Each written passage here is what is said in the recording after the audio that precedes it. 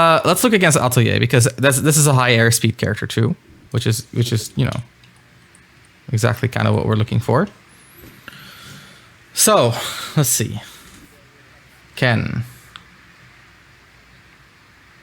Okay, I don't know what that is, but sure.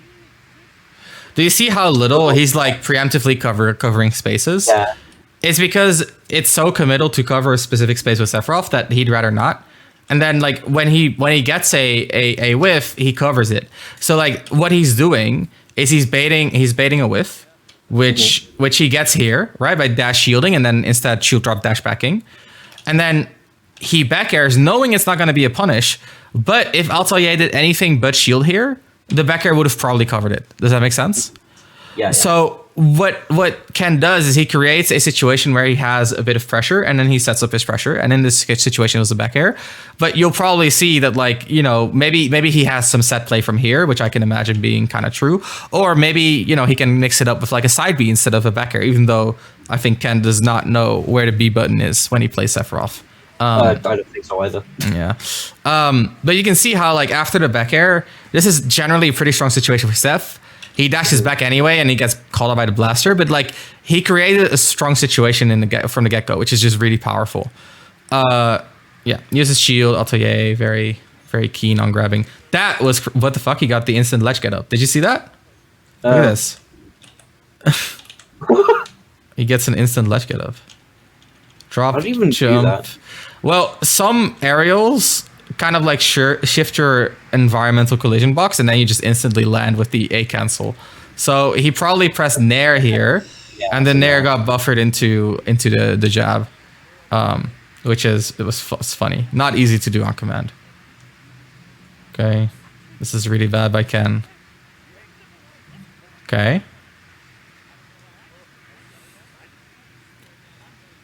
Yeah, a lot, like very, very patient, very much waiting just for an opportunity. So a lot of it is movement, right? And especially when Wing gets activated, that movement becomes so much more powerful that he actually like gets to create more of these good situations. Here, kind of like the same thing, right? Like he moves away from Atelier and then covers himself with a back air, and this time just plays it safe, tries to go for an air pressure, doesn't get it.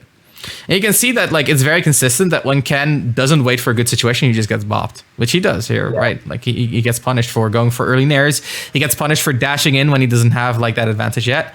And that's like one of the Ken's weaknesses, is that he tends to be a bit preemptive and he tends to do the exact same dash attack as what you do, and he gets punished in the exact same way that you do, which means that you're Ken.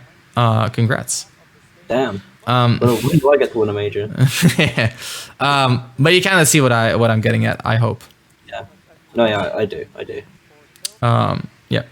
So also, even after like a backer, you can argue that he's stronger, even though there he goes a little bit up close. He still retreats, right? And he still like resets, and then he just waits. Yeah, I like that. I like how often Ken just like dashes back and gives the opponent room to whiff something, because essentially like, what is the biggest weakness that Sephiroth has is his frame data, right? His frame data is his biggest weakness. But to actually capitalize on that, they need to be fast. They need to interrupt. So by giving them space, you're basically saying like, okay, try to go for interruption. And if you do, I can pressure you for doing that, which I think Ken could be doing a lot more effectively, especially in these games. But the idea is very, very consistent, right? Wait for them to interrupt and then punish the way they try to interrupt. And that's something that you can do as well. And then again, this is like what we talked about when we talk about like a backup plan that you can use in cases where you're not quite sure, right? And this is like, okay, well, either they interrupt me and I give them space and then I set up my own pressure, or they allow me to outrange them and then I use that to set up my own pressure. And then you can kind of like tie that back into stage control if you'd like, because like spacing and stage control are kind of like inherently related. But the most important thing is that you rely on like the core ideas to carry you to victory. Yeah, Ken definitely struggling a bit against Wolf as well. Yeah. Honestly, good airspeed characters are just like good against Seph because you're entering his diagonal a lot, which is what he struggles with. Yeah. His only real answer there is either rising there, which is kind of small, or up there, which is kind of slow. Yeah, and that's why Ken is constantly moving back, because if you jump into his diagonal and he's like, if he's here, and his diagonal is right here. So you jump into it, and you're heading towards him, but then he dashes back, and suddenly like his diagonal is a little bit further away, and you're instead jumping into his horizontal. So the way that like what you're doing with creating horizontal situations in juggles, that is kind of what he's doing in neutral. Okay. But he's mixing in his own walling with back air. Like honestly, like he's just spamming back air in a lot of these situations, which is fair enough because that move is absolutely insane. The nice thing about it is also a little bit wider than forward air, so it can cover jumps better as well. But yeah, like short up back air, just his main walling tool. As you can see, it's kind of weird. And wow, that was a crazy game.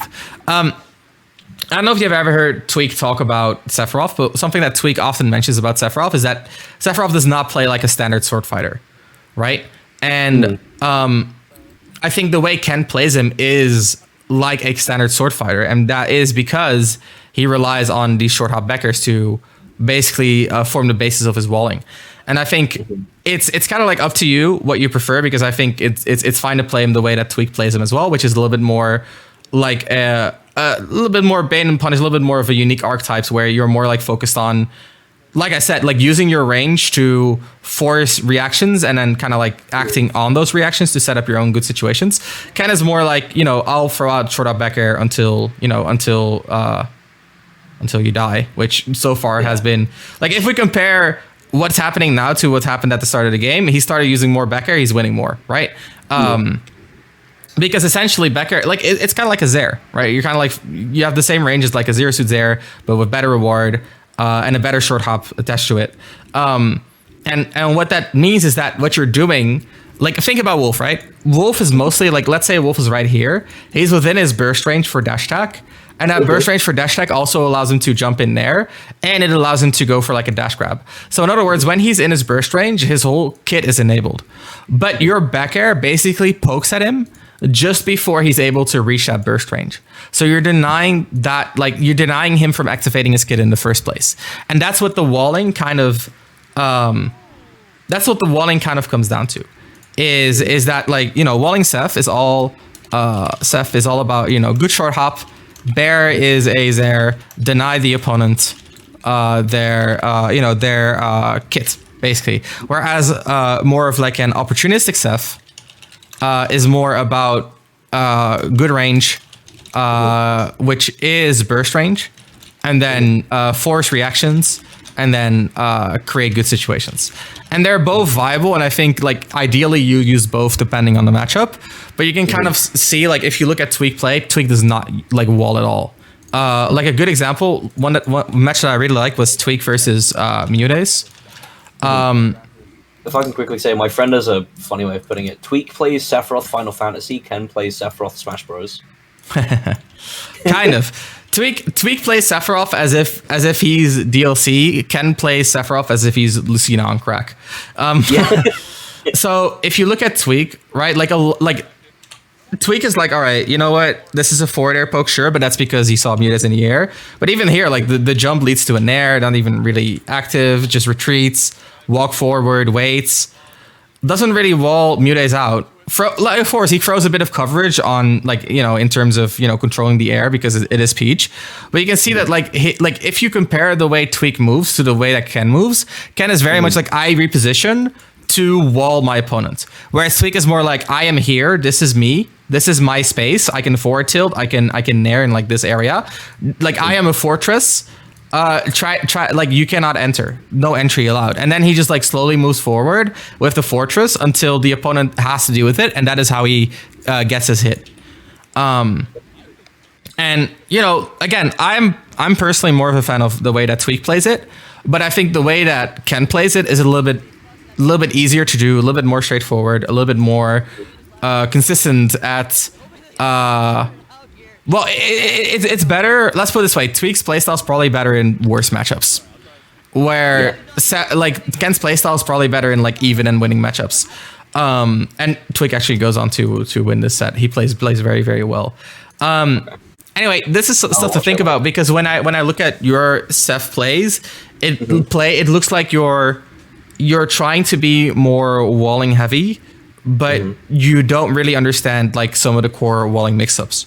right? So core walling mix-ups that I think you should be looking at is, well, for one, like using movement to bait interceptions, right? So not walling at all, which is what we saw from Ken a lot. Two is mixing between whiffing and hitting intentionally. So like let's say I'm Urban Turban and I'm doing a normal getup and you're doing a short hop. Urban Turban would expect you to forward air his shield, right? So let's say you actually use a forward air and he sees the animation.